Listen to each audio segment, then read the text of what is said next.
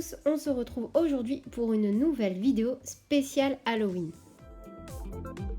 Si vous souhaitez des informations sur le concours spécial Halloween que j'ai lancé sur mes réseaux sociaux, je vous invite à suivre cette vidéo jusqu'à la fin.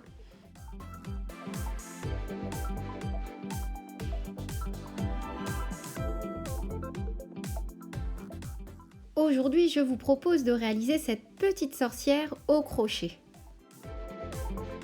Petite sorcière a une double utilité pour moi. Non seulement je peux m'en servir pour décorer une pièce lors d'Halloween, mais je m'en sers également comme support marionnette de doigts quand je fais des petites histoires sur le thème d'Halloween à mon petit garçon.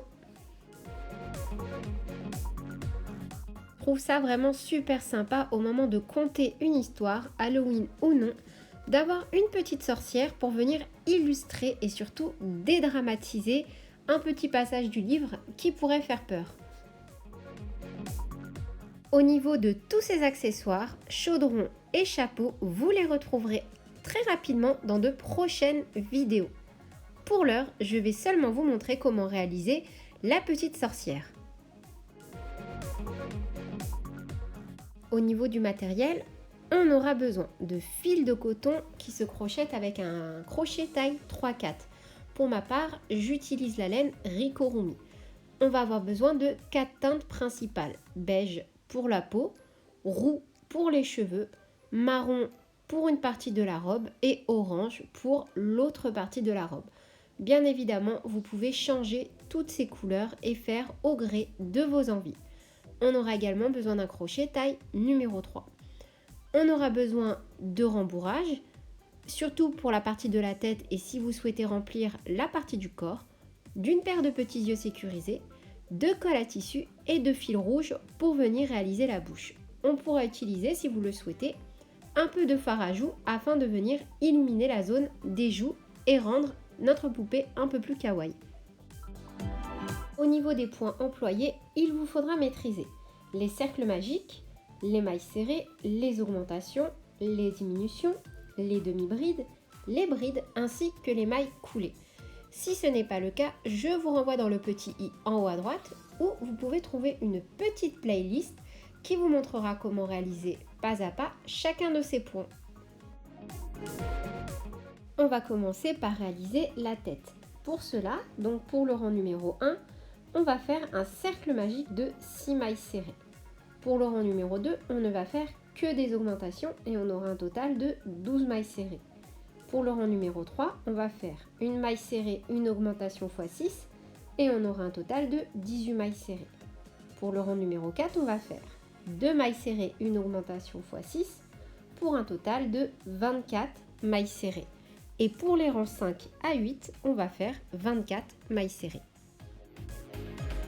Pour le rang numéro 9, on va faire 2 mailles serrées, une diminution x 6 et on aura un total de 18 mailles serrées. Si comme moi vous utilisez des yeux sécurisés, c'est le moment de les positionner. On va les placer entre les rangs 6 et 7 en laissant un espace de 3 mailles. Pour le rang numéro 10, on va faire une maille serrée, une diminution x 6 et on aura un total de 12 mailles serrées. N'oubliez pas de commencer à mettre de la ouate afin d'avoir un joli rendu et surtout que ce soit pour vous facile de mettre la ouate. Et enfin, pour le rang numéro 11, on ne va faire que des diminutions et on aura un total de 6 mailles serrées. Et voilà le résultat pour la tête. C'est déjà super mignon, c'est vraiment le type de création que j'adore réaliser. Donc on s'est arrêté ici en laissant 6 mailles et maintenant on va passer à la réalisation des cheveux.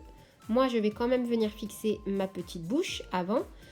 Et aussi, si vous souhaitez faire des sourcils, un nez, ce que vous voulez, c'est vraiment à vous de voir. Donc pour les cheveux, ça va être vraiment très facile et très rapide à faire. Je vais simplement vous accompagner sur une mèche de cheveux pour être sûr que vous ayez compris le principe.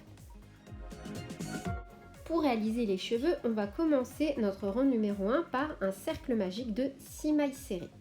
On va ensuite faire pour le rang numéro 2 que des augmentations, on aura un total de 12 mailles serrées. Pour le rang numéro 3, on va faire une maille serrée, une augmentation x 6 et on aura un total de 18 mailles serrées. Pour le rang numéro 4, on fait 2 mailles serrées, une augmentation x 6 et on aura un total de 24 mailles serrées. Donc à ce stade, on a fait toute la partie supérieure de la tête, enfin des cheveux de notre petite sorcière. On va maintenant faire les mèches de devant, suivies de toutes les longues mèches qui vont former la chevelure. Pour cela, on commence. Donc on fait, comme pour chaque début de rang, une maille en l'air.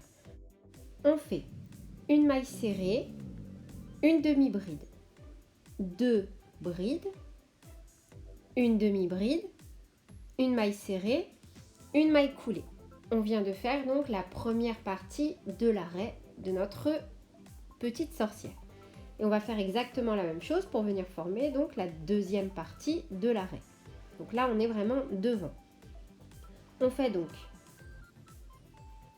une maille serrée, une demi-bride, 2 brides, une demi-bride, une maille serrée, une maille coulée. Ensuite, on va faire directement 10 mailles en l'air et on va revenir sur cette maille chaînette en faisant 9 mailles serrées. Donc là, une fois qu'on a fait nos 9 mailles serrées, on revient donc sur le haut du crâne de notre petite sorcière.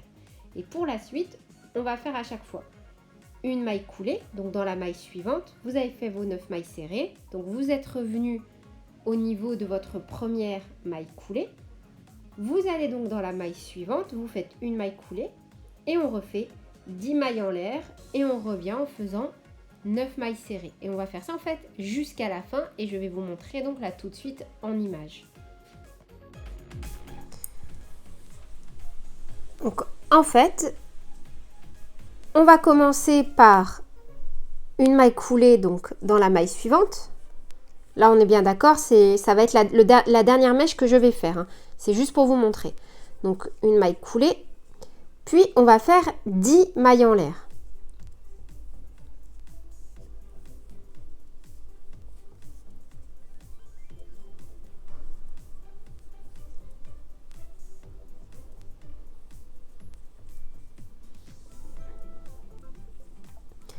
Ensuite, on va venir donc travailler sur notre maille chaînette que l'on vient de faire en faisant 9 mailles serrées.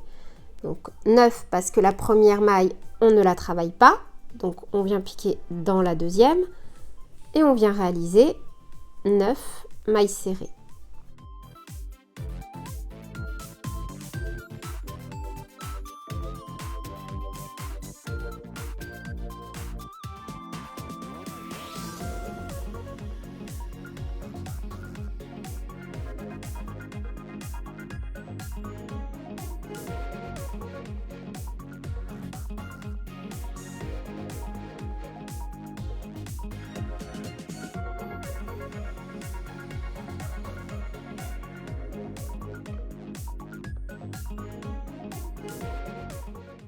Et voilà.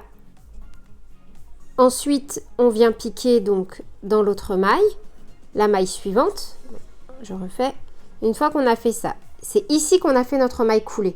Donc là, une fois qu'on a fait notre mèche, on vient plus piquer ici, mais ici. Et on fait une maille coulée.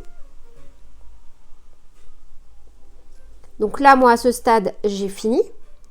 Donc, je vais faire une maille en l'air et je n'ai plus qu'à venir couper mon fil.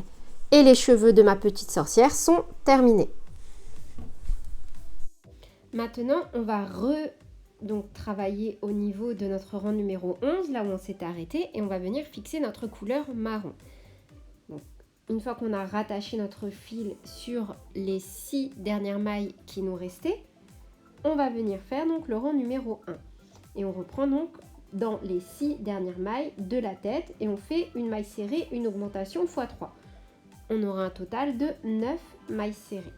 Pour le rang 2, et on va le faire ensemble juste après, on fait 9 mailles serrées en ne piquant que dans les brins arrière pour faire apparaître une ligne tressée où on viendra faire le col. Et donc enfin pour le col, on va faire 9 x 3 brides dans chaque maille. En fait, comme on aura 9 mailles, dans chacune de ces mailles, on va faire à chaque fois 3 brides. J'ai réalisé mon rang 1 et mon rang 2. Et donc, pour mon rang 2, comme je suis venue simplement à chaque fois piquer le brin arrière, il me reste donc le brin avant qui est apparent ici. On va venir piquer donc dans ce brin apparent et rattacher notre fil marron. Et on va venir crocheter donc normalement juste sur cette ligne.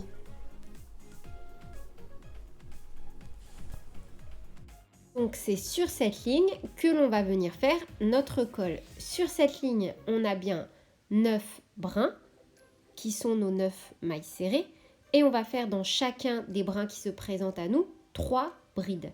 Ainsi, on va venir former le col. Enfin, pour finir, on reprend notre couleur orange et on vient donc faire le rang numéro 3. Pour cela, on rattache notre fil donc à la fin de notre rang numéro 2 et on fait 2 mailles serrées, une augmentation x 3 pour un total de 12 mailles serrées. Rang numéro 4, on fait 12 mailles serrées. Rang numéro 5, on fait 3 mailles serrées, une augmentation x 3 pour un total de 15 mailles serrées. Pour le rang numéro 6, on fait 15 mailles serrées. Pour le rang numéro 7, on vient faire 4 mailles serrées, une augmentation x 3 pour un total de 18 mailles serrées.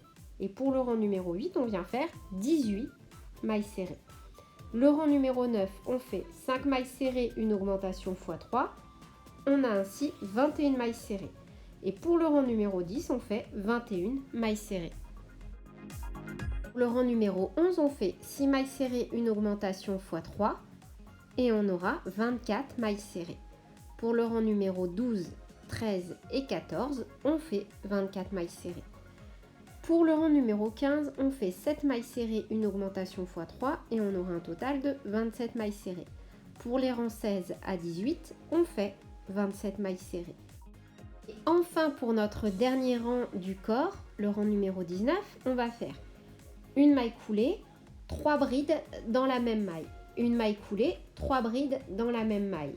Une maille coulée, 3 brides dans la même maille. Ainsi de suite, en ne piquant bien à chaque fois que dans le brin avant. Alors pourquoi c'est important que dans le brin avant?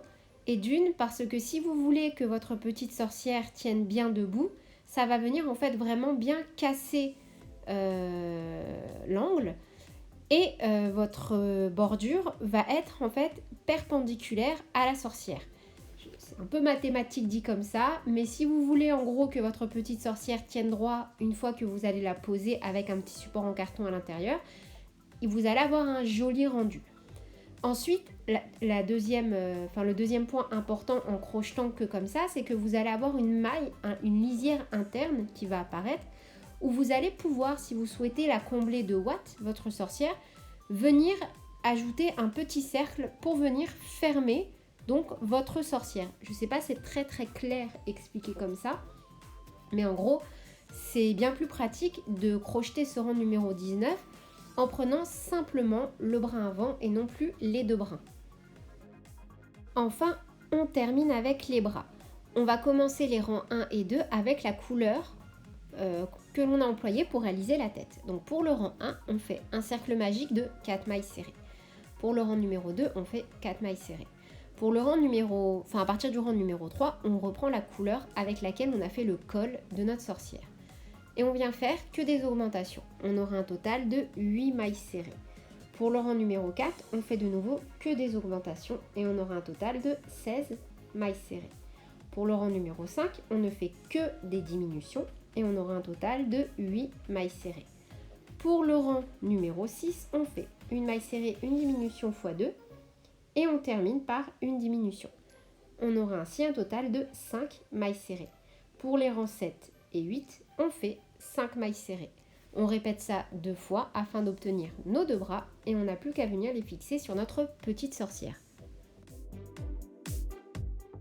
Et voilà pour le résultat. C'est vraiment super mignon. Moi, j'adore ma petite sorcière comme ça. Vraiment, je la trouve trop choupinette. Donc, n'hésitez pas à faire au gré de vos envies. Moi, j'ai fait une bouche bien rouge, mais vous faites comme vous voulez. Et dans les tutos prochains, donc les 2 prochains tutos, vous saurez comment réaliser le chapeau et le chaudron. Et voilà, c'est tout pour ce tuto. J'espère qu'il vous aura plu et que surtout mes explications ont été assez claires. Si ce n'est pas le cas, dites-le moi en commentaire afin que je puisse m'améliorer et bien sûr rendre les prochains tutos beaucoup plus clairs. En attendant, je vous refais un dernier petit point sur le concours qui a lieu sur mes réseaux sociaux afin de pouvoir remporter un lot de pelotes de laine. Pour cela, il vous suffit de réaliser n'importe quelle création de ma chaîne YouTube en rapport avec Halloween, peu importe de quelle année il s'agit, et du coup de me la partager sur Instagram, Facebook. Et pour celles et ceux qui n'ont pas de réseau social, ce que je conçois totalement, j'accepte quand même votre participation par un mail. Vous m'envoyez une photo en me disant que c'est pour le concours et votre participation sera prise en compte. Sur ce, je vous fais plein de bisous, je vous souhaite une très belle journée et je vous dis à bientôt pour de nouveaux tutos. Salut!